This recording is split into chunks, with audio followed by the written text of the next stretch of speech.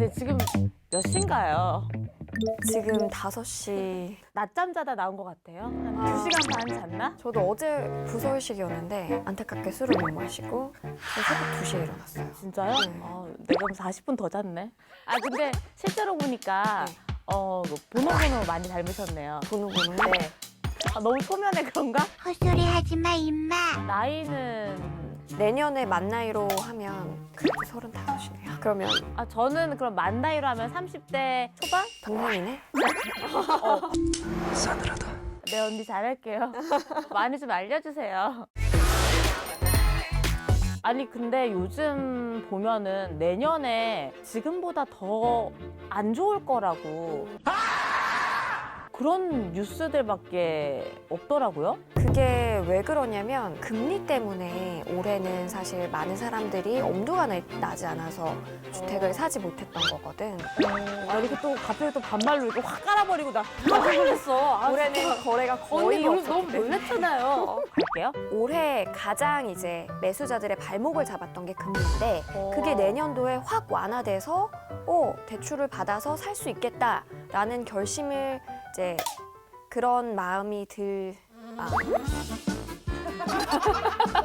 아침은 그런 마음이 아침은 아침이야. 한마디로 표현을 하자면 금리, 수급, 뭐 정책적인 이슈들로 내년에도 좀 어렵다. 그렇지만 그래도 안녕이라고 얘기하지 마. 기회는 안녕? 있어.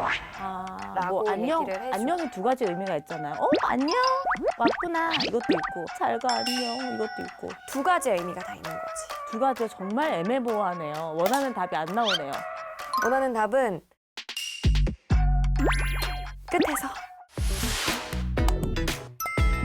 아니 제 주위에 근데 보면은 진짜 말끝마다 계속 한숨이요. 아니 집 팔리지도 않고 차라리 이렇게 할 거면 그냥 월세를 살 걸 그랬다. 올해는 사실은 사는 사람이 없었으니까 팔리지도 않는 한 해라고 정리를 해볼 수가 있는데 매수 우위 지수라고 해가지고 100을 기준으로 100보다 크면 이제 매수자가 많은 시장이다라고 판단하는 지수, 100보다 작으면 매도자가 훨씬 많은 시장이다라고 판단하는 지수가 있는데 그거 자체가 지금 수도권 기준으로 16.5야. 매수자가 그냥 시장에 없다라고 보면 되거든. 그러면은 내가 집을 너무 팔고 싶다. 원래 뭐 8억짜리 집인데 4억으로 내놔도 8억짜리가 4억이 되면 팔릴 거야. 만약에 팔려.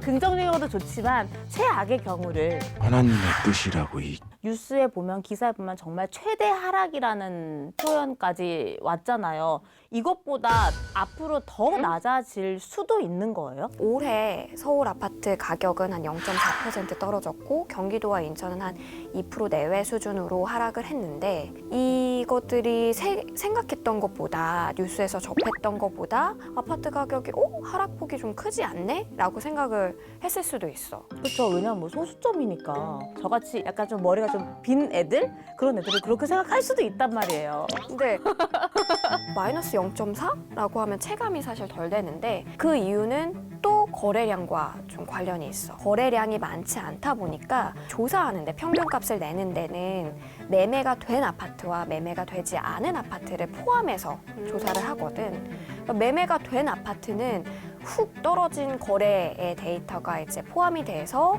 산정이 되는 반면 거래가 아직 되지 않은 아파트는 직전의 실거래가 고가에 거래되었던 뭐 작년 기준에 금액이 높았을 때요? 실거래가 기준 혹은 호가를 기준으로 해서 반영이 되다 보니까 평균으로 산정했을 때는 생각했던 것보다 많이 떨어지지 않았네 라는 생각을 가질 수 있는 거지. 그렇지만 이 거래량이 내년도에 뭐 하반기 즈음에서 뭐 물가 상승률이 좀 안정화되고 금리도 안정화돼서 거래량이 활성화된다면 거래가 막 증가되니까 수요가 막 많아져서 가격이 급등하는 거 아니에요? 가격이 오르는 거 아니에요? 라고 한다면 그거는 아니다.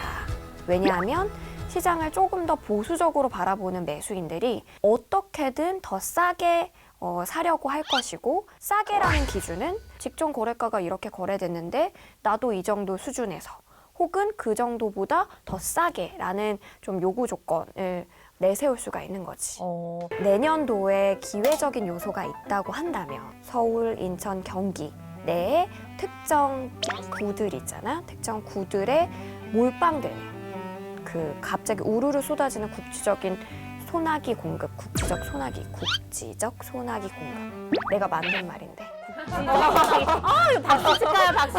와, 너무 대단하시다. 국지적 뭐요? 소나기 공급. 국지적 와르르 소나기 쏟아지는 공급. 아, 그때는 정말 가격 방어가 힘들거든. 근데 사는 사람 입장에서 생각해봐. 가격 방어가 힘든다는 거는 매도자의 입장이거든. 아, 막 떨어지니까 감당이 안 되고 버티기 힘든 상황인데 만약에 매수자 입장이라면 그곳이 사실 앞으로 더 좋아질 지역이고 인프라 자체가 잘 구축이 되어 있고 직주 근접도 나쁘지 않다. 그런 공급이 막 공급 물량이 쏟아지는 지역이 사실상 기회가 될 수 있지. 이것도 대본에 없는 개인적인 질문인데 저는 집을 사고 싶은데 그 조건이 좀 뭐 거실은 좁더라도 안방은 좀 침대방은 컸으면 좋겠어요. 이 복도방. 정말 이렇게 경기가 안 좋으면 내년에도 활성화되기가 힘들잖아요. 그럼 내년에 봤을 때 이제 경제 흐름은 어떻게 보세요? 내년도 경제 성장률이 사실 좀 부진할 것으로 예상이 되거든. 한국은행에서 한 2% 초반대에 예상을 했다가 1.7%로 낮춰서 이제 좀 전망을 했어. 우리나라 경제 상황도 좀 어려울 것이다라고 보고 있기 때문에 물가를 잡기 위해서 마냥 금리를 계속해서 올린다? 여러 가지 여건을 고려했을 때 좀 부담스러운 상황이다. 그래서 올해만큼 빠르게 그리고 그 폭을 크게 가져가지는 못할 것이다라고 예상을 하고 있지. 그럼 보면은 항상 이제 연도가 바뀔 때마다 뭔가 규제를 좀 완화를 시켜주겠다 이렇게 지금 계속 말은 하고 있는데 사실 피부로 직접적으로 이렇게 느껴지는 게 없단 말이죠. 완화 안 한 거잖아. 이렇게 대부분 아마 다 생각을 할 거예요. 저처럼. 이게 다 대부분 국회를 통과해야 하는 법률 개정 사항이야. 그렇기 때문에 언제 시행될지 국회의 동의를 받아서 시행될 수 있을지 얼만큼 완화가 될 수 있을지에 대한 불확실성만 좀 존재했던 그런 오랜 아, 기간이 이제 그 법안이 통과될 때까지 기간이 너무 길기 때문에 그리고 동의를 받을 수 있을지 없을지도 미지수고. 그러면은 또 저희 같은 입장에서는 되게 슬퍼지네요. 올해 이제 연말에 정부가 대출 문제를 조금 완화하겠다, 대출 규제를 완화하겠다라고 해서 DSR을 보지 않고 가격이 9억 원이라면 5억까지 대출을 해주는 한시적인 이제 대출 규제를 완화해서 그 선에 이제 걸리는 아파트들, 주택들은 혜택을 볼 수 있을 것 같아. 서울에는 아파트 공급이 진짜 정말 꽉 차고 포화 상태잖아요. 서울 같은 경우에 가장 큰 문제는 아파트들이 너무 많이 낡아지고 있다라는 거야. 20년을 초과한 그 아파트들의 경우에 지금 서울 시내 기준으로 51%, 그러니까 반 이상이 너무 이제 많이 낡은 아파트가 된 거지. 아, 그렇게 많이 반 이상이? 오. 그러니까 새 아파트에 대한 어떤 수요, 그리고 좀 깨끗한 이제 환경에서 거주하고 싶다는 어떤 욕구나 이제 욕망이 채워지는 그런 실질적인 공급, 신축 아파트들의 공급을 좀 예의주시해야 되는데 새 아파트들을 지을 것이냐? 왜 굳이 지금? 금리도 비싼데? 라는 생각을 할 수 있고 그렇게 된다면 지금 인허가를 받지 않으면 보통 한 3년 정도 걸리거든, 아파트를 새로 짓는데. 지금 오늘 딱 부순다 그러면 3년 뒤에 공급이 이제 입주할 수 있는 새로운 아파트가 되는데 그렇게 된다면 3년 뒤에 신축 공급이 정말 적어질 수 있다는 거지. 아니, 처음에 이제 뭐 내년에 부동산 전망 어떻게 될까요? 해서 안녕이라고 말씀하시길래 저는 뭐, 아, 진짜 뭐 웰컴 이런 뜻인 줄 알았는데 웰컴이 아니라 이제 그냥 뭐 잘 가, 바이바이 약간 이런 느낌인데 그래도 내년에 희망은 있는 거잖아요. 그치, 희망 있지. 그 서울시에도 정말 신축 공급이 너무 없다 그랬잖아. 그리고 지금 인허가 물량 자체도 내년에는 올해 기준으로 한 30% 이상 이제 좀 감소할 것 같아.